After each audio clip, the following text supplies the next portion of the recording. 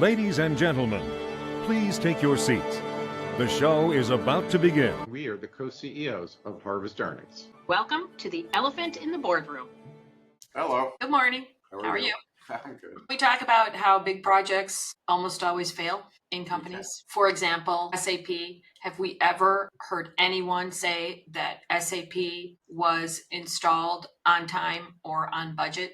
Even once? Have we heard that? And was a dream. Just our customers loved it. No, we have heard active dismay. And we've been in a lot of companies that have been in all stages of those big implementations. And they go very badly. Yeah. And okay, how about integrations? Company gets purchased. I would say overall those go for the most part better than an ERP, but almost never complete, and almost never complete, at least to our standards. Lots of times companies think they're done, but they really have not gone all the way. Yeah. So why is that? Why is that? Because kind of by definition, big, hard, challenging projects are big, hard, and challenging. Weird. When you have so many moving parts that you can't project exactly how they should be done. You know they're going to take a long time. So people who are start on the project might not be the people that are ending on the project. Mm-hmm. There's a lot of handoffs. When people said we're going to do it, they didn't necessarily realize what it was going to entail. I mean, it's kind of like, well, I could just reorganize my kitchen, or I could remodel my kitchen, or I could remodel my entire house, or I could do a teardown. And if you were to say, for each of those, predict how long it's going to take, every decision that needs to be made, and how much it's going to cost, well, the reorganizing one, I'm probably going to hit pretty close to the mark. And if something comes up that I didn't expect, I can probably manage around it. You know, the teardown, not so much. Yeah, well, and you didn't throw in what expertise do I need for each of these, right? I mean, yeah. Even the reorganization one that you think is the easiest, there's plenty of decisions that to do it well, to do it to the best that anyone can do, requires some expertise. I mean, right. If you're not a cook, for example, so your mother has cooked for you your whole life. I don't know if you can relate to that. And then suddenly you move out and you're in your first apartment or whatever, and you've got some kitchen stuff. You don't know to think about, well, the knives should go where you're going to be doing the cutting, which is also where the cutting boards should be, and all of those intricacies. So it's not as simple as it seems. No, so it is. My father used to talk about this, that the first time there's so many things that you do so infrequently, like maybe once in your life or twice in your life, that require a huge amount of learning. So you do it, and now you've learned a lot. This is like our process, right? We say the difference between having done it 0 times and 1 time is huge. You don't need to do our process 5 times to understand it and feel good about it. You do it once and you go, oh, okay, I get it. Right. And, these large projects, and it may not be SAP, it may not be integration, maybe it's, we're going to reorganize and be customer-centric rather than, functionally, organized, or, who knows what it is. There is a lot of learning because these companies are really, really complex. It's one reason that then what happens is they become highly dependent on outsiders who say, okay, you've never done it, but we've done it and we'll walk you through it. The only problem is that those people taking them through this aren't really aware of all the details of the company itself. So it's their first time doing it with that company. And so there's a first time event that's large with a lot of unpredictability to it. Okay, so but what goes wrong and what do we recommend are some ways to fix them? So we know there's a ton of academic research that's been done to show that these big projects of all kinds fail 70, 80% of the time. Now, what's failure? Failure doesn't usually mean collapse of the company and nothing goes right. Failure just means it was more expensive than we expected by a material amount, and that we didn't get the functionality we expected, and all the miracles that were supposed to be delivered, we're not. On balance, was it worthwhile after all the pain and agony? Yes, possibly. You are not answering my question. You are like the politicians who avoid the question. No, I'm getting to the question.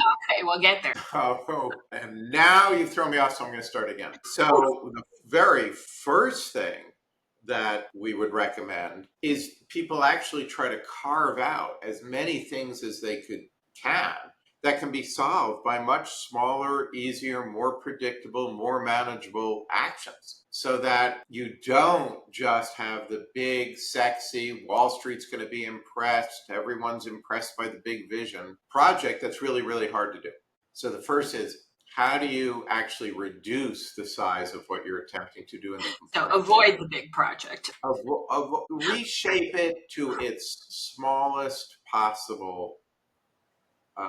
Yeah, but I would say, even if this applies even to the big projects, which sometimes cannot be avoided. If you are integrating, if you've purchased a company has purchased another company and they are integrating them, that is going to be a big project no matter what. But it can be broken down, of course, into many, many, many little projects. And the littler the projects and the more involved the people are who are going to be living with the results, the better it will be, because the devil is in the detail. We've talked about this, of course. God is in the details. The devil's in the detail. I don't really understand all of that, but we know that the details matter a lot, and the bigger projects tend to be managed at too high of a level, I think, in our opinion.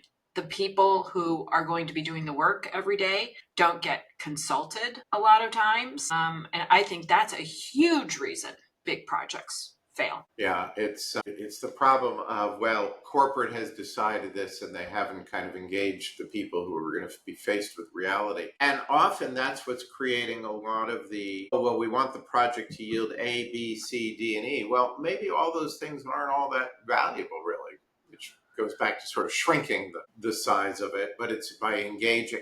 Yeah, so it's engaging more people to get to what's really important, rather than having this top of the house special project with usually some big outside influence trying to come up, helping to form the answers. And then I think there's also accountability. I think it's very hard, what makes things go well? Well, if there's a tight deadline that it's only going to take 2 or 3 months to meet, it's much easier to manage that than something that's got an 18-month deadline or a 24-month deadline, where the people might have changed in that time period, or people, because they know they have all that time, they get distracted by other things, or the world changes so much in that time period that what you planned on doing no longer makes sense. But hey, we're going down this path because that's the path that we all committed to the board and to Wall Street we're going to do. Yeah, we call those zombie projects, the ones that should be permanently killed, or at least morphed greatly into something more alive. But I also think that one of the major reasons that big projects fail is this funny money that gets committed and not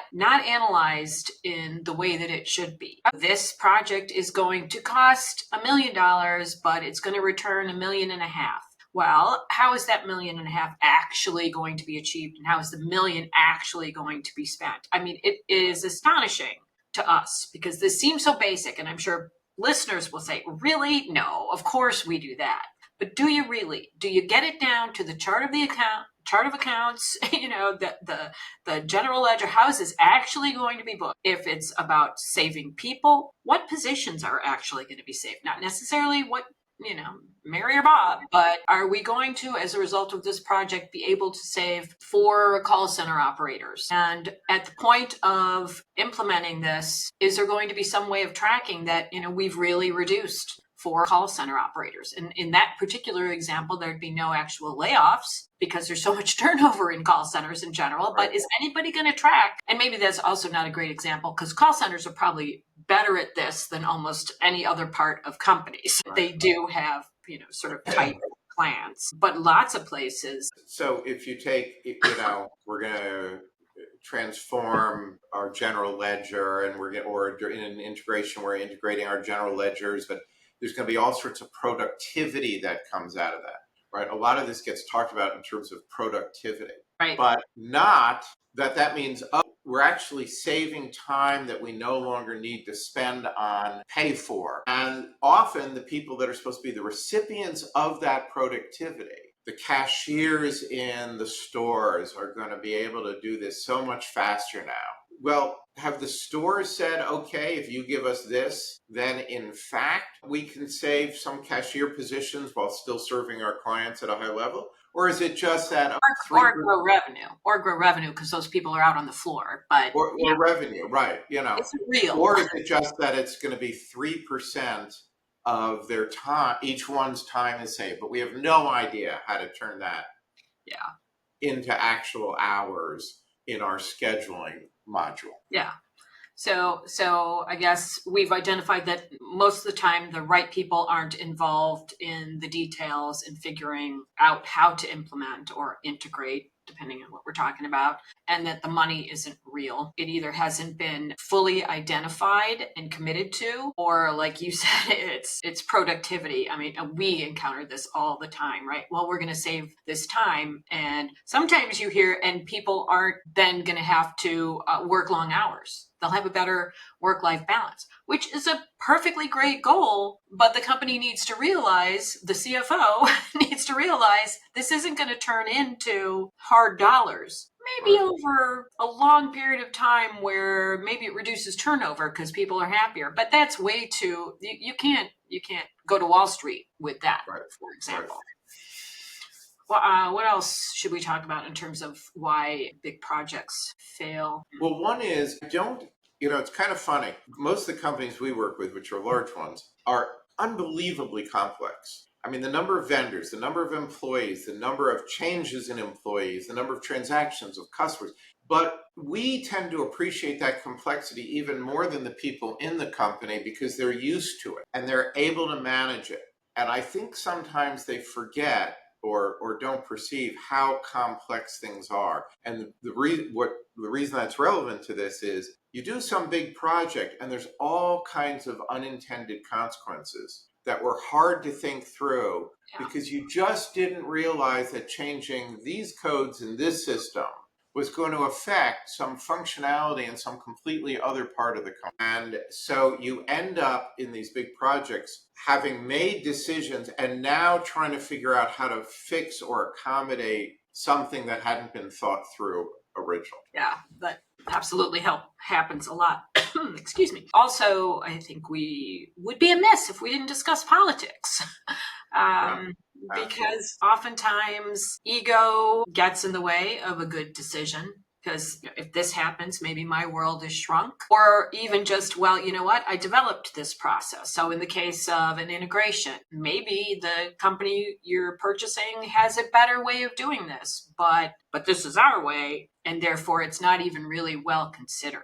Or there's no time spent on what are the best pieces and parts of theirs and ours. Or they've let everyone go too soon and they have no real institutional knowledge about why or how things are done in the company. And often integrations in particular begin with some political decisions about who the management team is going to be at the top without yet having really experienced in a truly meaningful way who the people are on the other side, and bring people in from the other side because political deals were made of, we'll save those people in order for the deal to be done, or whatever it is. It's and because of this pressure from Wall Street to deliver results quickly, there's this view of, well, I better get on with it and show I'm making changes. Ironically, you would actually get to faster, better results in an integration if you kept more of those people for a short period of time and used all that collective knowledge to redesign everything.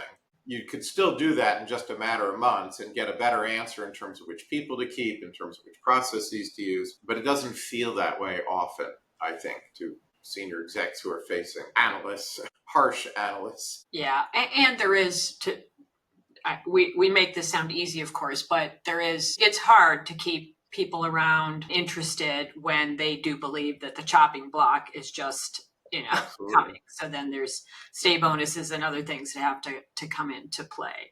Whereas if in effect you had a process in place in which everybody was in a sense auditioning but in a substantive, meaningful way for the positions that are going to exist, I think maybe you could keep people because they would know that they can prove that they have a chance to prove themselves. Right. But now you're making everybody nervous as opposed to just the acquirees. Well, maybe that's the way it should be, but this is tricky. I mean, I think this is tricky stuff. But I don't know. I find it is interesting. The stat, whatever it is, 85% of big projects fail. It doesn't need to be. I mean, we run big projects, and I will, plug us a little bit.